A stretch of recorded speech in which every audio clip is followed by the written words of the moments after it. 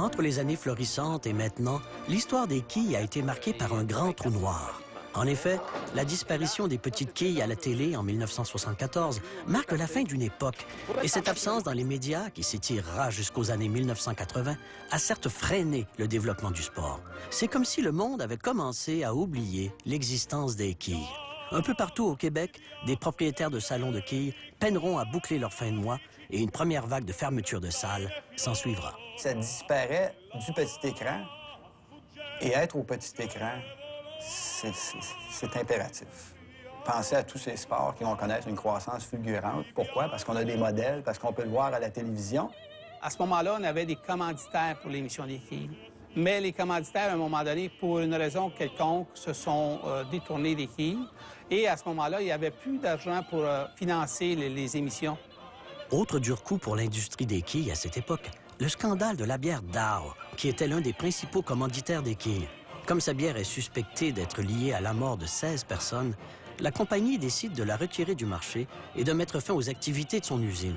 Cette décision aura un impact considérable sur la chute des quilles. Il y avait au-dessus de 400 salles de quilles de petites quilles au Québec. Et dans l'espace de pas de quelques années, ça a diminué en bas de 200.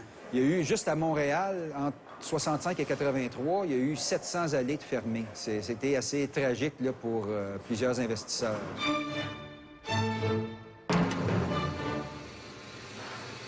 Pour mettre un peu de baume sur les plaies de l'industrie du bowling qui en arrache à la fin des années 1970, un essor technologique survient et transforme l'objet à l'apparence immuable au centre du jeu, la boule de quilles.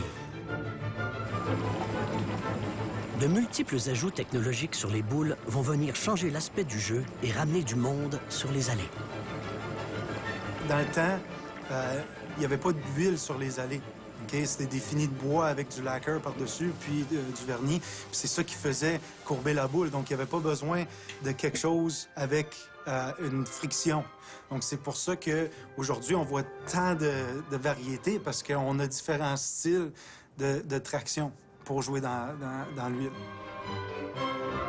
À prime abord anodine, la composition d'une boule de quilles en surprendra plus d'un par sa complexité.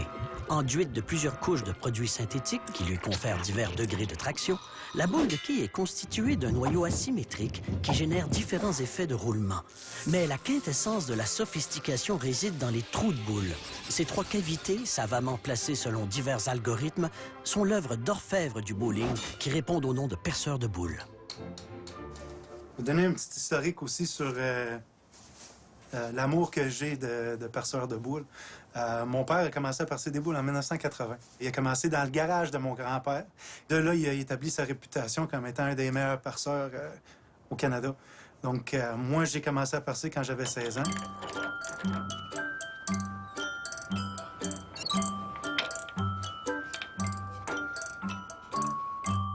La première priorité du perceur de boules, c'est de bel et bien faire premièrement le bon choix de boule pour le client, puis deuxièmement aussi pour bien le rendre confortable pour le quilleur. Okay? Ça, c'est un art. C'est dur à trouver un bon perceur de boules.